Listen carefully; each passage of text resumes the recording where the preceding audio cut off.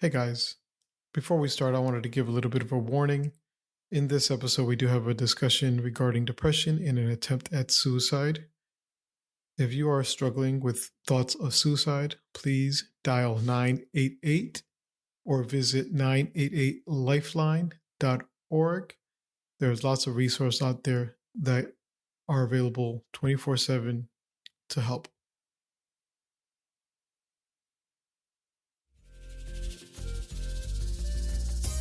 This is Raul Lopez, and you're listening to How Do You Save Success in Spanglish? The path to success isn't easy. For minorities and people of color, many attempt this journey with little to no guidance.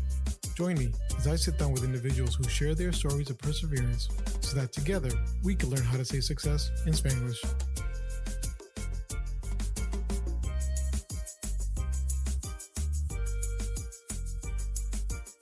What's good, mi gente? It's your boy Raul. Welcome back. Today we have a very great episode with a good friend of mine, one of my fraternity brothers, John Gonzalez. How you going, John? Hello, hello. Thank you so much for being here. I appreciate you taking the time. I know you're probably very busy. Uh, but just to kind of give an intro, John Gonzalez is a staff instructor and judge with the Universal Cheerleaders Association and the Spirit Consultants, a judge, master teacher for Dancers Inc., dance conventions and competitions, a judge, master teacher for Step Up to dance conventions and competitions, certified dance instructor through Dance Educators of America, a certified cheerleading coach to USA Cheer, and a member of the National Dance Educators Organization, all while teaching dance full time at Ascend Charter School and still performing as a timeless torch with the WNBA New York Liberty at the Barclays Center. And wow, that's a lot of stuff to do, man. So I guess to start off, tell me a little bit about yourself. Who is John Gonzalez? John Gonzalez is a lot. So, um, since I've done so much in my life and through various avenues of entertainment, but it did all start growing up as a Latino in the Upper East Side, which already is different because the area was predominantly white. So I was the only Latino in the building Mhm. that I lived at, and it was a building, with the doorman, and I was very fortunate for my parents to be well off. So Mhm. that's the first thing. Like my parents were luckily well off, and I was in private school all my life. I went to a private university, and navigating navigating through that as a Latino when predominantly white spaces was it was a journey. It was a journey, but I did grow up on the Upper East Side. I went to college in Long Island, and I danced and cheer almost my entire life. I mean, dance started late in my life, as opposed to those that choose career paths early on, and they start training from when they were like 5 years old, straight out the womb. But for me, it started later, so I had a lot of catching up to do, and luckily, I had a lot of mentors and people that believed in me and guided me down the right path to make everything that you just said happen. And Nice, nice. Yeah, and I mean, it's an interesting point you bring up, and I know you did mention that in our pre-interview that we had with you, where you did feel kind of like you weren't quite Latino Puerto Rican enough for your Puerto Rican community, and you didn't really feel mainstream enough for mainstream community. And I think identity is always an issue with us, regardless of how we live and where we're at. Some of us don't recognize that until we get later into like college or whatever, right, and yeah. someone like you in your situation actually has to deal with it at an earlier age. Mhm. How did that affect you, and what are some of the challenges you had to deal with that? So, and it's funny because I also dealt with it when I was a dancer at Disney World, being typecasted for different roles. Um, like when I did The Lion King at Disney World, you would notice that predominantly the cast was predominantly people of color because it's The Lion King, Mhm. right? So, but then when it came to other shows at Disney, the the technique part of it came in. So because I had great technique in dance, I was casted more at Magic Kingdom, where it's more of technical dancers as opposed to it's called Hollywood Studios now. Oh yeah, yeah. Those dancers had more like a hip hop, jazz, dance kind of vibe. But then I was always the one Latino in the cast, or there was always one black guy and one black girl, or and one Latino, and then everybody else was white because technique technical dance is not really taught, or people of color don't have the money to afford taking those classes. So predominantly white spaces, or predominantly or white people are the ones that succeed in that because they have the money to pay X amount of dollars to take classes. So it was, I don't want to say difficult, but it was different. It was different because I was the Latino and everybody else was white, and I knew that I belonged in the space, but then I didn't belong as well. So Yeah. it was difficult. It was difficult, but I still did it and I pushed through because I knew that my talent will make it.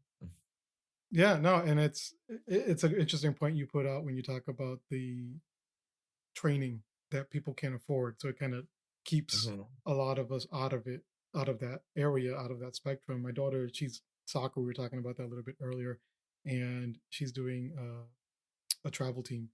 Expensive, it's like 3,000 for the year for her to Mhm. play soccer. And when I go to her practices, it's predominantly white. There's not that Right, many right. Latino kids. There's not that Yeah. many kids from the hood. Everybody's coming, people coming in their Beamers and their nice fancy cars and Mhm. all this stuff. And I'm like, man, how many of these, our people are the soccer players, and how many of our kids are in the hood not being able to get this opportunity? Then they provide Yeah. college assistance, getting you interviews with recruiters and stuff like that.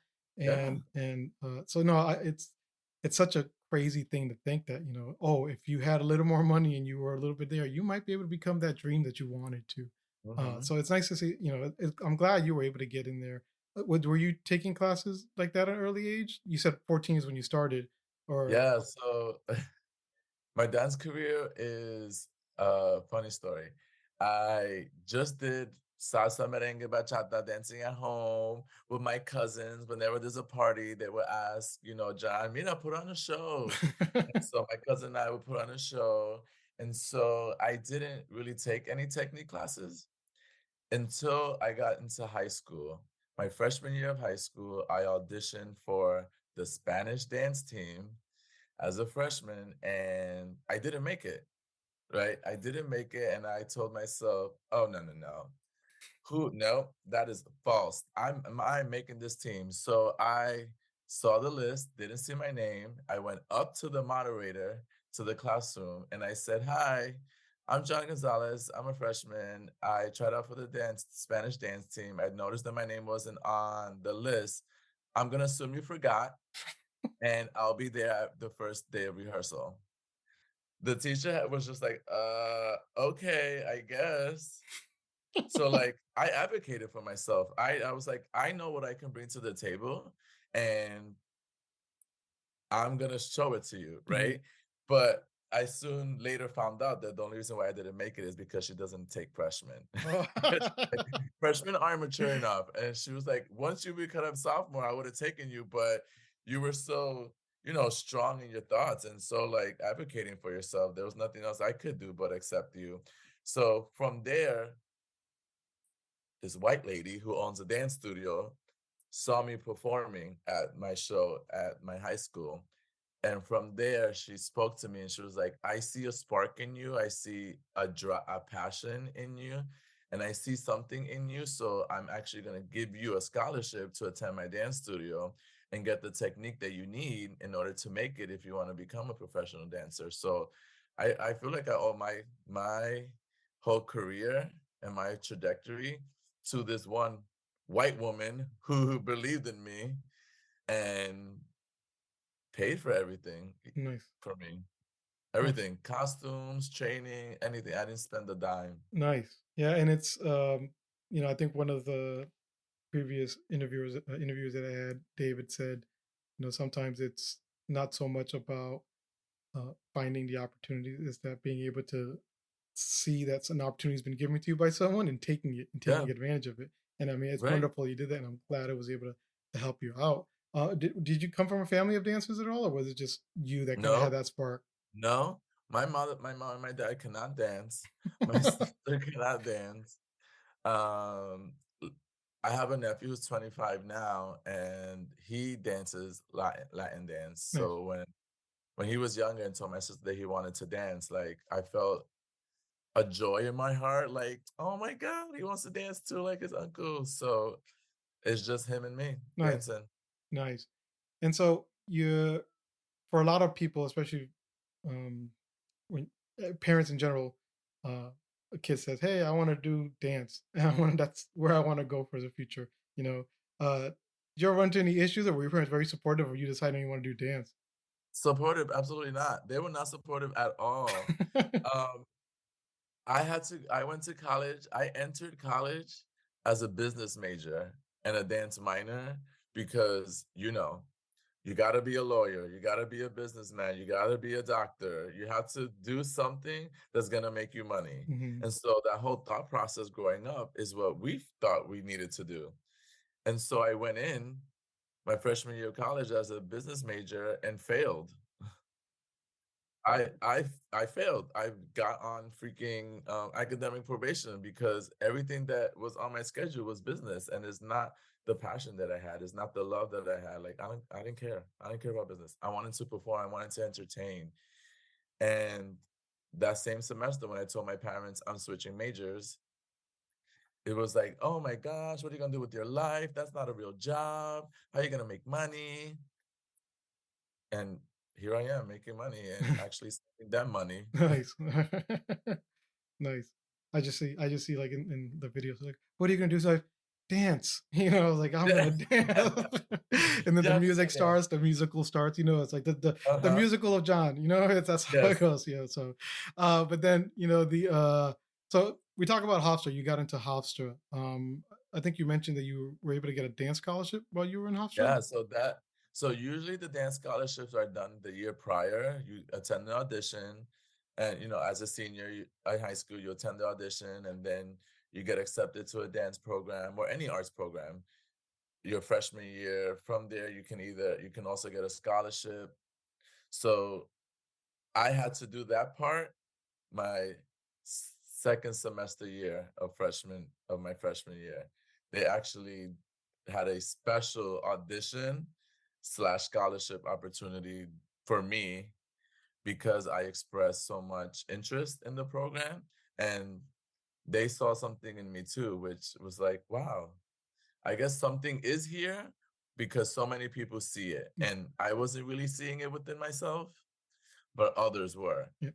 Mhm. So from there, I did the audition and I got into the program and I got a scholarship as well as cheerleading. Nice. Nice. And so did you start cheerleading in college, or was that something you started doing earlier on as well? I started doing it in high school. Mhm. Also something against my not against my parents, but something that they didn't understand because they didn't and the cheerleading is an American thing. Yep. It's really not. Now it's becoming bigger to the point where it's not gonna be in the Olympics, in case you didn't know. Yeah, I It's not heard. Mhm. in the Olympics, and there is actually a World Cheerleading Championship. It's called Worlds, happens every year at Disney World, where different countries do come and compete. It's like the Olympics that we've created on our own. But I did start cheering in high school because I would watch it on TV. I saw the ESPN nationals competitions, and being this little gay boy, I'm like, "Ooh, I want to be sassy. I want to like do all those things." And I found friends that were also doing it, and I was able to be part of an all-star cheerleading team, which is different from school cheerleading team. So I was part of an all-star team in Jersey in which I didn't have to pay anything either. Nice. From there, I got my training for cheerleading and became a collegiate cheerleader, national champion. I'm a coach. Nice. So Yeah. it's just I feel it's just all been in me, I guess. Mhm. No, it's I you just needed just somebody to bring it out. yeah, I was just gonna say, like, all you needed was someone to believe in you and give you that outlet to say, "Hey, here, give this a try." And cheerleading too. It's, I mean, my school wasn't big with cheerleaders. We barely had the funding for it, and they had to kind of cheerlead. It's funny, they had to cheerlead at all the sports. So they're like at soccer cheerleading, at Uh-huh. baseball cheerleading, just because they were like, we're not gonna sign up, pay for a cheerleading team that's only gonna go to football Yeah, games. And so, but we right. only had like 12 girls, and they were kind of, it wasn't really well organized. Um, and we didn't have a band, we had a DJ. Mhm. So we had Okay. my senior year, one of our students, our classmates, who was a senior too. He was a DJ, so he'd come to the baseball, football games and play music and stuff. So we're The coming down like DJ. "Wow Loud" and Uh-huh. Rough Riders anthem. So it was fun. It's a But party. yeah, so so you started doing cheerleading in high school, and then you also mentioned you were out by that point in high school as well.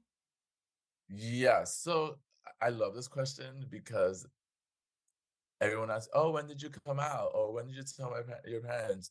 I never had a coming out story. Oh yeah, nice. So I never had a moment where like, "All right, we need to have a family meeting. I need to sit you down. I need to tell you, mom and dad, I'm gay." That never happened. Hmm. And that never happened because my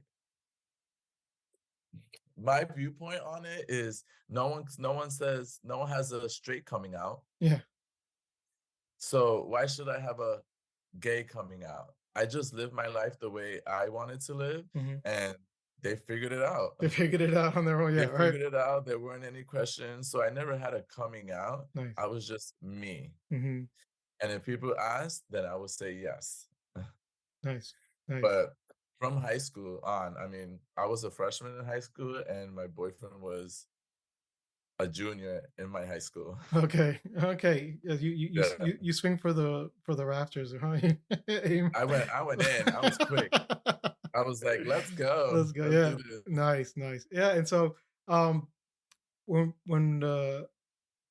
talking about college again, you're in my fraternity as well, Yep. and we're in a Latino fraternity, Phi Iota Alpha, and 20 years ago compared to now is very different.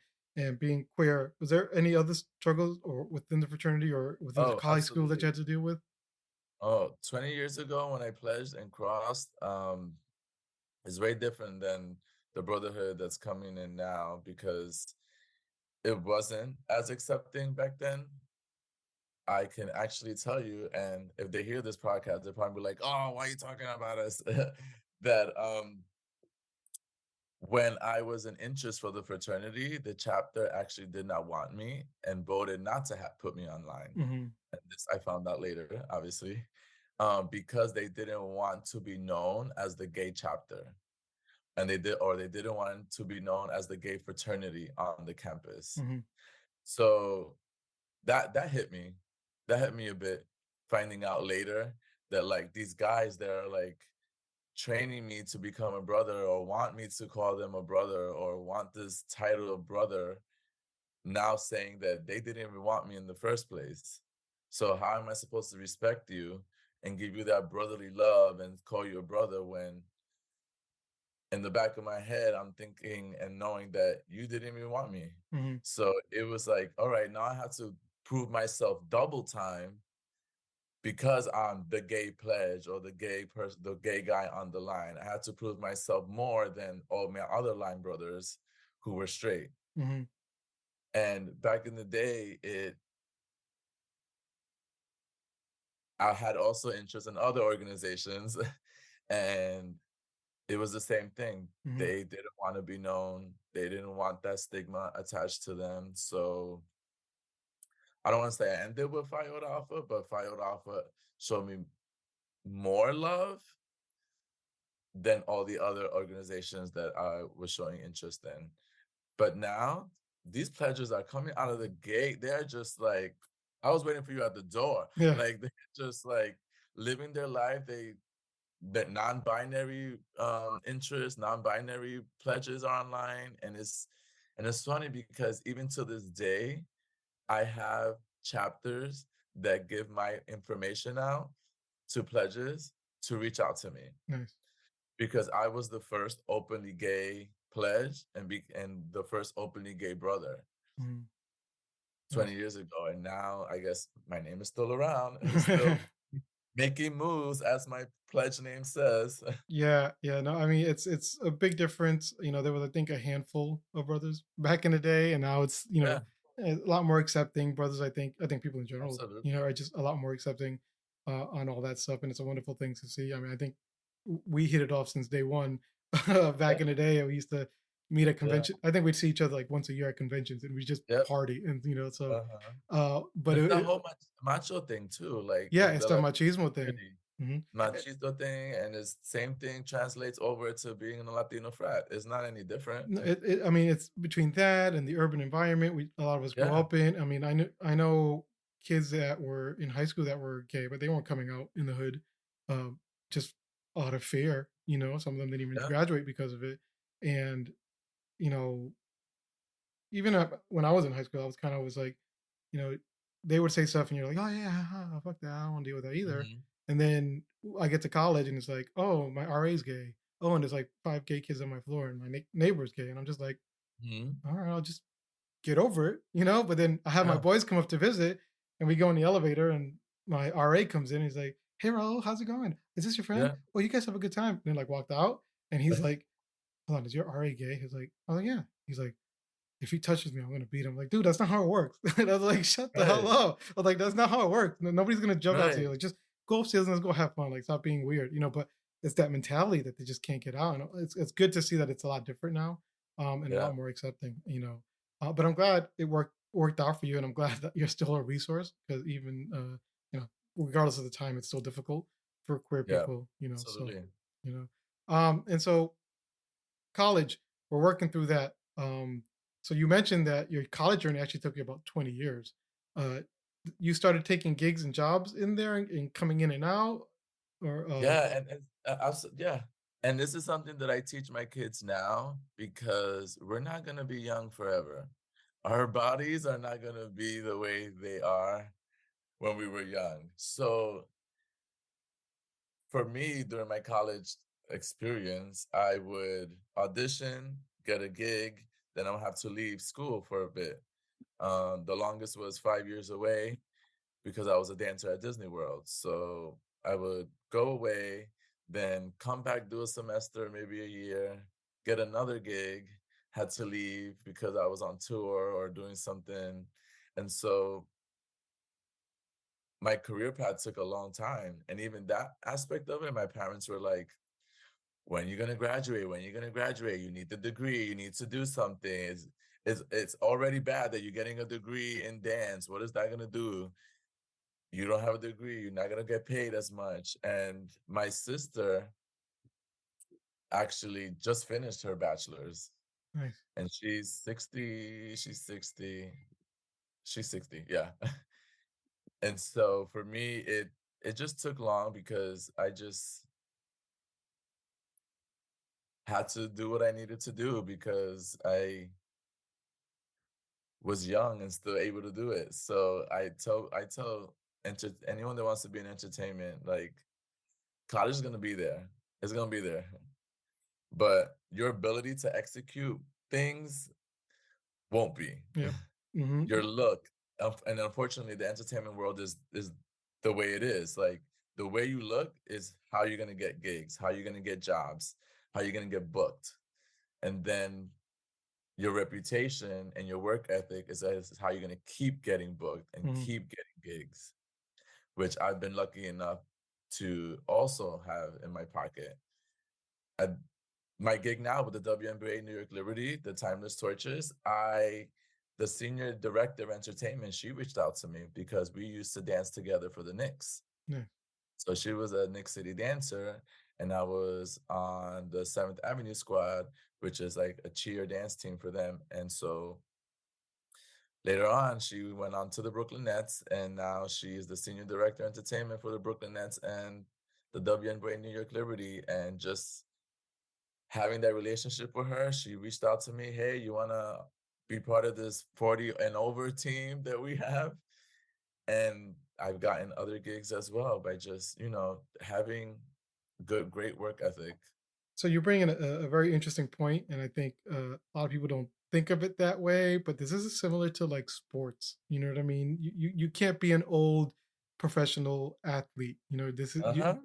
uh so, dance, cheerleading, you know, it's athletic. You have to be athletic. You Yep. usually have to be young. You can't be hurt. You know, Mhm.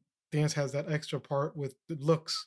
You know, you have to usually fit Yeah. a part to be accepted and stuff like that. And ho what kind of toll does that take? You know, you have to be physically Ugh. fit to do that. Ugh. I had to leave Disney World, which was my dream job to Mhm, dance at. I flew down to Florida just to audition and was lucky to get it the same day. And I say lucky because as in the beginning, as all the dancers are out stretching and getting ready to go in, get their number, do the routines, I was meeting people and they were saying, "This is my fifth time auditioning. This is my sixth time." And they still never gotten, like they haven't gotten the job. But yet my first time auditioning, I got it. And the reason I say that is because it was my dream job, but then I had an injury. I had an injury and I had to get surgery in my back. It was workers' comp because it happened during a show, and the mhm. doctor was like, "You're not gonna be able to dance again. Oh, Like this is it." So that's the worst thing in any athlete wants to hear from a doctor is you're never going to be able to play football, you're never going to be able to play basketball. And to me, I didn't know anything else. I went to I'm going to college for dance. Like there's nothing else that I knew or wanted to do but be an entertainer. And so I went into a deep depression because I had to move. I moved back to New York, and the reason why I moved to Florida is to dance. I mean, like, this goes back to my parents were off, thank goodness, but my parents bought me a house, and I was like, "Alright, I'm ready. I'm gonna live my life in Florida. Here we go." And then it just gets snatched away. I moved back to New York in deep depression. I actually tried to take my life once. God was with me, I guess. It wasn't my time to go because, my neighbor found me and did the whole hospital thing, and I'm here today, but it's still for years and years, I still was deep, deep into the depression where I ate my depression. I started doing at that time, marijuana wasn't legal, mhm, so it was like taboo, like, "Oh my gosh, you're smoking marijuana." I would do it all the time just to like escape, but it never led to like harder drugs, mhm, so thankful for that. But I thought that I would never dance again because that's what I was told. mhm, And here I am dancing again. I made it work. I figured it out. mhm, I said there was a moment where I just tilted or twisted or turned mhm, and told myself, I need to get out of this space and I need to make a change. Which for some people does it's hard. It's hard for some to do. yep, And it took me over 10 years to make that that change in my life to realize that you need to get your ish together. mhm. Yeah, it's difficult. I mean, from age of 14 on, and but you were Mhm. dancing since you were a little kid, and it's Yeah. kind of always been in your blood. And to be so committed and so and getting to the point of you've gotten what you wanted and you've gotten what you needed to do, and to be Mhm. taken away from it and put it, it's difficult. And so, you know, I commend you for one, your honesty with it. I appreciate you, you know, being open and honest about all that stuff. And I'm glad you're still here with us. There's a lot more of you. For people who don't know, your brother's name is Movimiento, so Movi. You know, there's a lot more Yes. people need a Movi. So I'm glad to have you here, bro. But so you know, I'm glad you overcame everything. Were you doing cheerleading coaching at that same time, or was that something you started doing after the injury? Or Coaching happened, yeah, it was happening before, hmm more so choreography, setting choreography with different schools and different teams. But Coaching, diving really deep into coaching happened afterwards, yeah, after Disney, Yeah. once I moved back to New York. Yeah. And what kind of Because I told oops. no, that I told myself, okay, well, if I really can't dance anymore, then the plan B is coaching, cheerleading, Yeah. because I don't have to actually do dances that will be strenuous on the body or things that I can no longer do because I'm not young and virile is the word. Yeah. They say that what's the saying? Those that can do Those and that those that can. can't teach, Uh-huh. So Yep. that's and do you think teaching kind of helped keep your head above water from Oh, digging even deeper? absolutely. Absolutely. I think seeing the passion from younger kids and passing that passion and that drive to the younger generation kept me going and kept me afloat. Seeing them succeed has me succeeding, you know? Hmm. I have 3 championship rings as a coach, and I wasn't on the mat. I didn't put the hard work on the floor. They did, but I helped them get there, and just having that moment of like a proud dad, like it's like, yeah, I did that.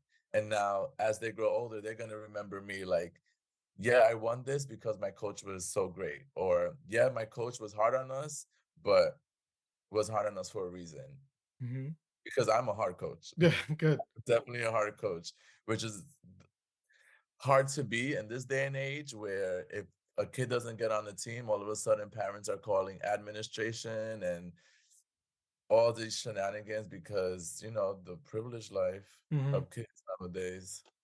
Yeah, I assist coach with my daughter, and I mean, they're only 9, they're only 10, so you can't yell at them. It's not go do laps, but it is a very, you have to be very careful about everything you say and how much Hmm. you say now compared to like Right, things like um when I was a kid playing soccer and right. being treated like an asshole Yeah, yeah, because I was a basically. chubby kid, and I was like, they can't talk to kids like that anymore. Yeah, So now, nope, fired immediately. yeah, exactly. And so when you're part of the cheerleading industry and things like that, I think it's an enigma for a lot of people. They don't know what that Yes, life is like and what's that thing. right. Cheerleading's huge. I've seen championships like when I went to visit LSU once, and there were just a huge amounts of cheerleading competitions for the weekend. Yeah, It's a big money maker. It's very dangerous. It's a very it's number injury, one. yeah, Yeah. number one injury and thing. How is it as like a Latino and a queer coach to like handle all that?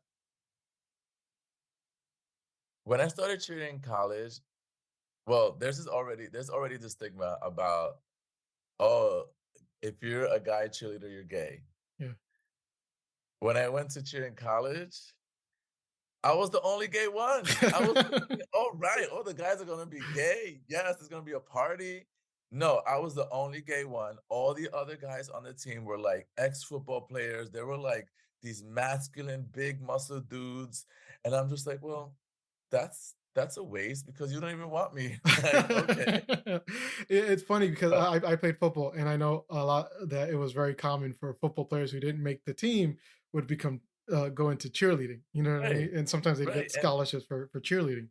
And people think that like, oh, it's cheerleading, whatever. No, like we are holding humans Yeah. in our hand. We are throwing over like 100-pound humans in the air and catching them in our hands. Like that's not easy. Yeah. Like you need the strength for that. Um, it was in addition to being the only gay one, but then also cheerleading, and it goes back to dance, how like if you don't have the means to get the training to become a dancer. Same thing with cheerleading. In cheerleading, you have to have gymnastics ability. You have to be able to dance. You have to be able to stunt. You have to be able to, even have the athletic ability, like going to the gym, having that in your disposal. Not many people of color in the cheerleading industry Yeah. because we don't have those means. We don't have the money to pay for gymnastic classes to take tumbling. And that's something that's the first requirement in cheerleading is you have to be able to know how to tumble. because that takes longer to coach and learn than throwing people in the air. Yep. Yep. And I mean, as a dad who had a daughter who wanted to do gymnastics for a year, it can get expensive, you know. That Yeah. they lure you in with these cute little one classes where they do a Yep. couple little things, and then they're Hmm. like, "Oh, are you interested in signing up for competitions?" Oh, sure. Okay, well, that's going to be an Yep. additional $100 a month plus competitions, and you got to pay Exactly. for competitions, and now you're looking at like Uniform. four, Yep. 500, $600 a month for Yep. And if it's away, then you have to get a hotel, hotel. Yep. then you have food. So it's a big And expense. and and it and it's with a lot of sports, like I mentioned soccer, my daughter's soccer the same way. We luckily, Yeah. we're pretty local where we don't go too far, but, her soccer games are about an hour away every Sunday or Saturday, so we drive 1 hour, I gotta go down Yeah. there, come back, and then if my cousin, who's a big soccer guy, same thing, his daughter, like, she goes to Florida every year for soccer tournament, so Hmm. they take road trips to Ohio, and they drive, and they go for the weekend. And if you don't have that means, you're left out. And so Yeah. how were you able to overcome some of that stuff within the community as a coach? Being a Latino coach, it was and and coaching in predominantly white schools and with predominantly white teams, it was difficult. It was difficult because I had parents contacting administration or talking to me because they didn't like the way I spoke to their kid, or they didn't like my tone, or my sassiness, because of course when you're gay you're automatically attached to being sassy, and it's just like, no, I'm just being direct and honest, and I'm letting you know what you need to do. If I was a white coach, it would have been okay, but because I'm a Latino, y'all think that I'm being disgruntled, or you think that I'm doing too much. So I had to prove myself a lot. I had to prove myself a lot of the times. And when I won the championships and had won competitions, that was proof enough. Mhm. Yeah, yeah. Put um, what's it called? How do you like them apples? Yeah, yeah. Basically, How do you like, like throw that? 'em out here. What Yeah. you got? Mhm.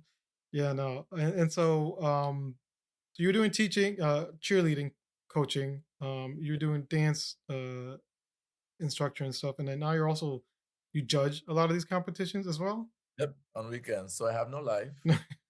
That's why I'm still single, because I have no life. I teach at a regular school. It's part of the curriculum where the kids take dance. It's part of, like, it usually gets like the PE credit for the state. And then right after that, I drive to coach until 8 p.m.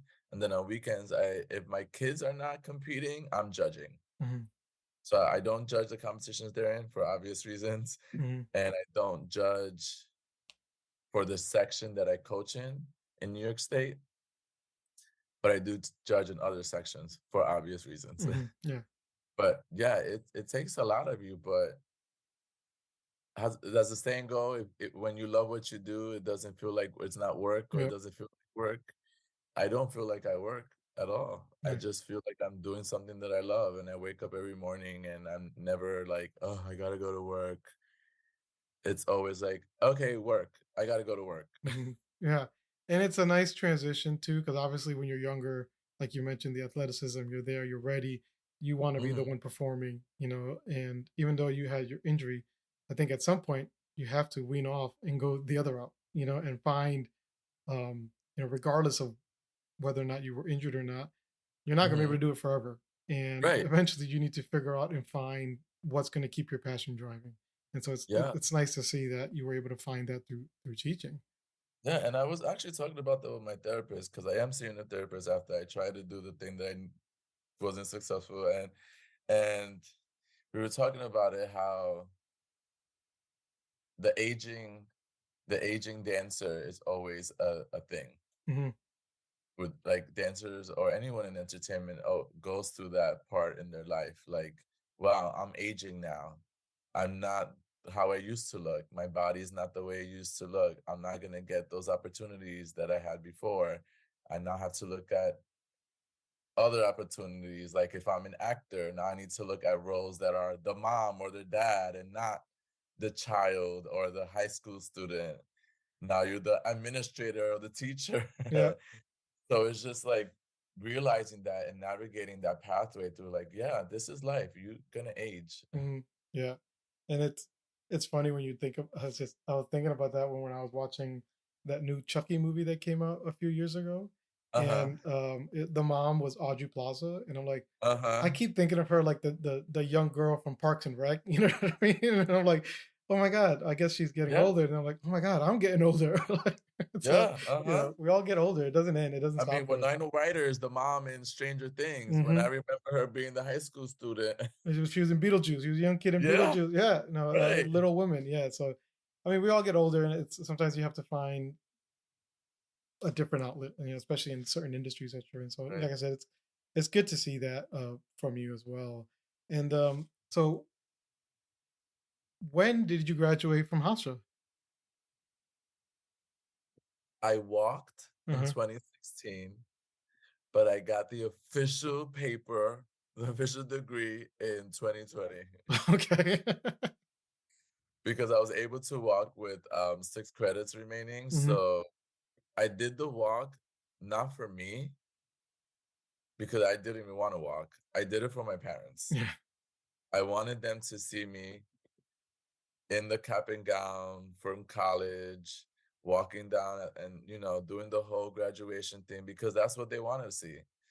That's what they wanted. That's what they ultimately want to see. Like I came to the States because, better life for my kids, yada yada, all that stuff. And they got it. And now I feel that they could die happy. Hmm. They haven't been bothering me. Not necessarily bothering me, but just like, what are you gonna do with your life? What are you gonna do? Well, here it is. I finished. Hmm. And what did you graduate with? Was it music? I mean, dance. Sorry. Dance, yeah, Hmm. I had the degree in dance. I Nice. fully switched over to dance and not business. Nice, nice, good, good. And then, what do your parents think about your career now? I mean, this you got a lot more to show them than they did I before. do Yeah, I do, but I don't wanna say that they don't care, but they're just like, "Oh, okay." I mean, I could tell them I'm dancing with Beyonce, and they're gonna be like, "Okay." I could say I'm dancing with, like, someone from who they know, like Chayanne or Uh-huh. something. I'm like, "Yeah, I'm gonna go on tour with Chayanne." "Okay, cuidado. Be careful out there when you're in different countries." Like, it's nothing like, "Oh, wow, you're doing this." Mhm. I guess maybe that's just my parents, Yeah. but Maybe you spoiled them because I think you did mention too that you did do dances with other some performing artists too, right? yes, yes, yes, yes, but to them, it was just nothing. It Mhm. was, "Alright, have fun, be careful." No, parents are funny. It's sometimes the um everything you do is amazing, and sometimes everything you do is just kind of, oh, that's kind of great. It's fine. Right, It's like, fine. Yeah. "Hello, mom," like, I'm being successful in my craft. Hmm. Like, for me, being able to perform at Disney World or with these big time artists, like, I've succeeded. I've gotten to where I wanted to be. Yep. And for some dancers, it's sometimes dancing on Broadway, like, when they make Broadway, alright, they succeeded, or cruise ships, whatever it may be. Hmm. It's different for anyone in entertainment, like being in the movies for an actor or getting a TV show. But Yep. to our parents, it's just like, okay, Hmm. And it's success is always relative. Everybody's right, success is going to be different. What makes you successful isn't what somebody else thinks success is what you feel and what makes you feel like you've accomplished something. exactly, So right. I'm glad, man. And so if we go back and you think about everything you've gone through your life, and you can go back and say, hey, you know we have a time machine, you go back in time, you go talk to young John. What's some advice you'd give yourself? Wow, that's a good question. It's weird because I want to say go after all those opportunities, but I did. I went, I pursued every opportunity that was given to me. I think I would say value my craft earlier on in my career. What I mean by that is, as a struggling artist, as they say, in the beginning of your career, you usually do a lot of things for free to get your name out there, or to get your face out there, or you do things for extended period of time and not really get paid what you should be getting paid because you're so fresh and you're not aware, or you're the new face. in town. And I think telling my younger John that, like, no, know your worth earlier on. Yeah. Advocate for 100%. yourself like that first Yes, that first audition you did. like I did in high school, yeah, and but do it in the professional world now. I don't know Mhm. what happened to that John in high school, but when he became a professional, it wasn't that much. Yeah, I think sometimes we get stuck with that imposter syndrome sometimes where we feel where, oh, we've made it here, but we're still not there. I don't know if I'm still good enough. And you eat shit a Yeah, little bit. And then eventually you get to the point you're like, fuck that. I ain't nothing. that's Oh, exactly what my therapist and I talked about, the imposter syndrome and how I felt like I wasn't good in certain spaces. yeah. Well, look, it's impressive and it's amazing journey that you've been through, and there's so much that you've accomplished, and I'm glad to see you're happy, man. I think that's what ultimately the most important thing. So Yeah, yeah, dark times, but there was a light at the end of the tunnel. yeah, no, man, that's wonderful, man. And so I really appreciate it. Thank you so much for joining me. I definitely hope to in the future have more little things where we talk about industry specific questions and maybe Great, start getting some stuff like that. But like, I really appreciate you being here today. So thank you so thank much. you. Yeah, Great and talking to you, thank you for having me. oh no, man, like I said, you reached out to me, and I thought, and I was like, "Oh, why don't I have you on here?" So Thank you. thank you, and thank you for advocating for yourself and pushing me to join my audition here. So, Yeah, of yeah. course. And to everyone else listening, once again, thank you guys all for the support you've given me and all the kind words. And I hope you'll join me again next time as we continue to learn how to say success in Spanglish.